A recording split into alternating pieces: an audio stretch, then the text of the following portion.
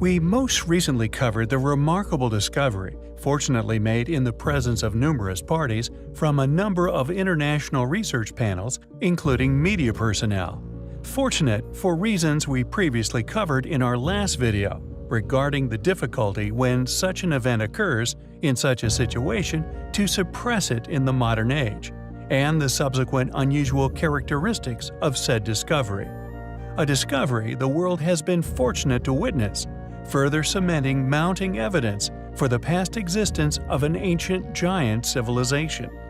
With this next discovery, although completely different in characteristics, we feel its scale alone, with other intriguing features, makes it as equally perplexing. An apparent polar opposite approach in some areas, such as methodology and symbology, even including stone selected. Yet another enigmatic mystery currently sprouting up all over the Giza Plateau.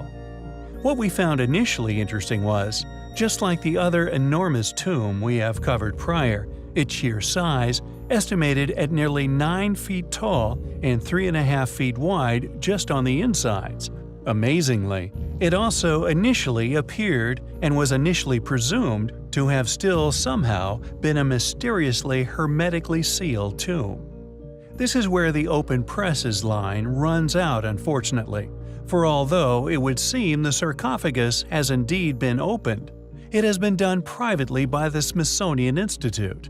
The details of what was found inside, what sort of remains, and indeed their claimed identity, continue to be a closely guarded secret and a subject of hot debate, with the Smithsonian merely stating, "Further examinations on the body found inside are being conducted."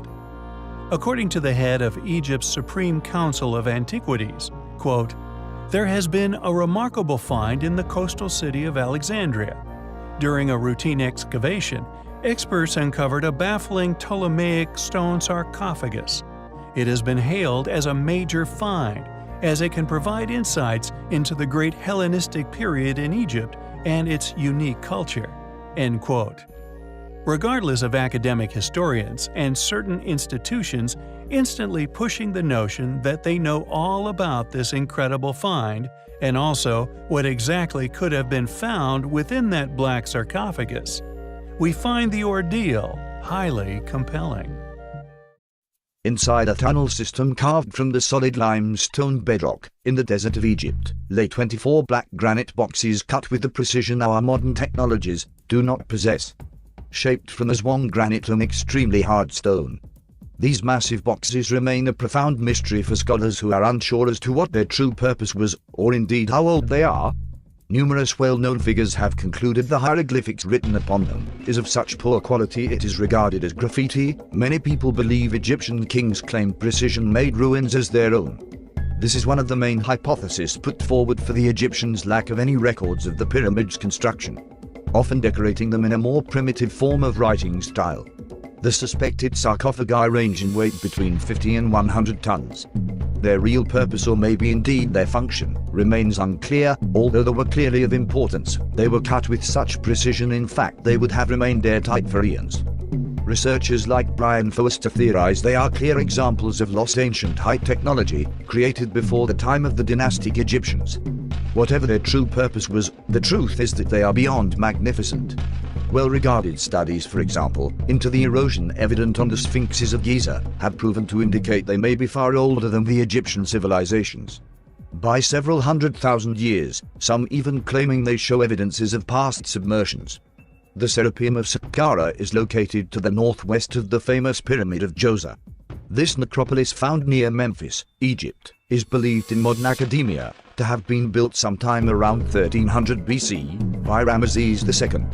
Just what kind of technology, or indeed what kind of man, could have cut, transported, stacked and placed blocks of stones weighing up to 100 tons on top of each other with such accuracy?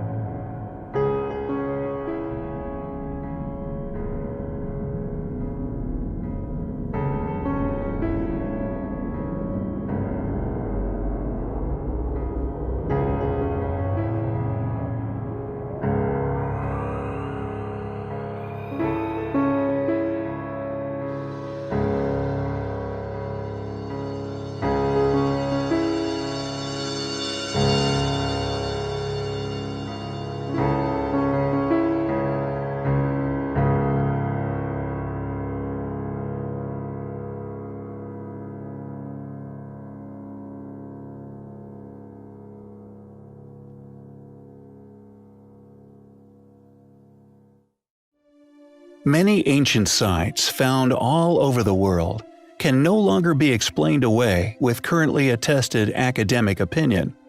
Who they say built them, why, or when they were created. The most popular of these anomalies are the ancient monuments that can be found upon the Giza Plateau.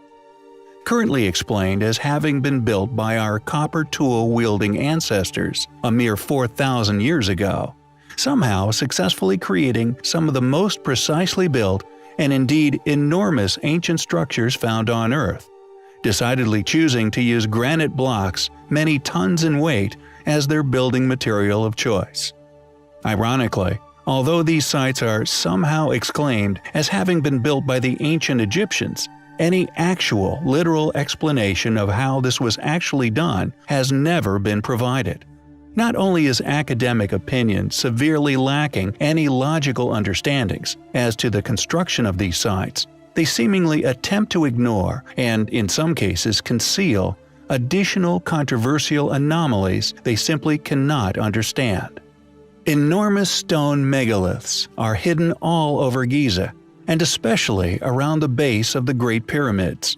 And not only were these buildings adorned with incredibly hard granite, but also basalt, a similarly tough stone, and another which would be near impossible to have hewn with mere copper implements. Known as Giza's basalt floor, it is what many people now see as the smoking gun for evidence of advanced engineering having once been responsible for the construction of the site.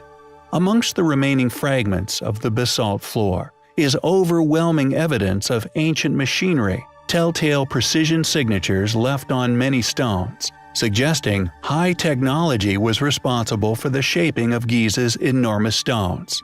Cut marks that could only have been left by high-speed disc cutting, striations, precise ridges, and countless other curious features have been thankfully left upon these stones. And these surviving tool marks could one day be used to actually identify the technology once used to build the site.